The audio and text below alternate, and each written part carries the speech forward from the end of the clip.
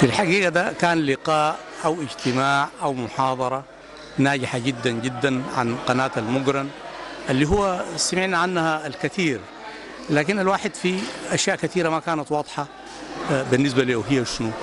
في مفهوم كثير من الناس كان فاكرين أنها قناة بتاعة المعارضة، لكن على الأقل وضحت للناس أنها هي قناة الشعب السوداني، ملك الشعب السوداني ولا الشعب السوداني، في حوجة إليها طبعا.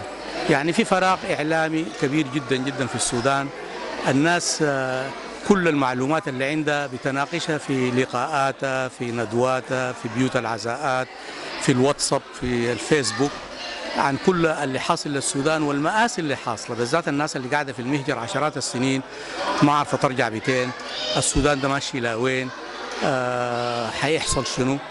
فالقناه دي يعني في رايي انها حتفتح مجال كبير جدا جدا لحوار وطرح كل قضايا السودان الماضيه والحاضره والمستقبل بشفافيه كامله، يعني ليست ملك لاحد. حتسد فراغ كبير جدا جدا، يعني كثير من الجهات سواء معارضة أو غيرها ما قدرت، وأنا أعتقد أنها حتكون ناجحة جدا جدا. والمحاضرة دي أدت الفرصة فعلا إلى أن الواحد يحاول يستقطب أكبر عدد من الناس والداعمين لها على أساس قناة الشعب وقناة الناس وقناة السودان.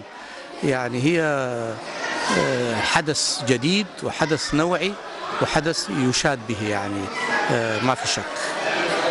شكرا.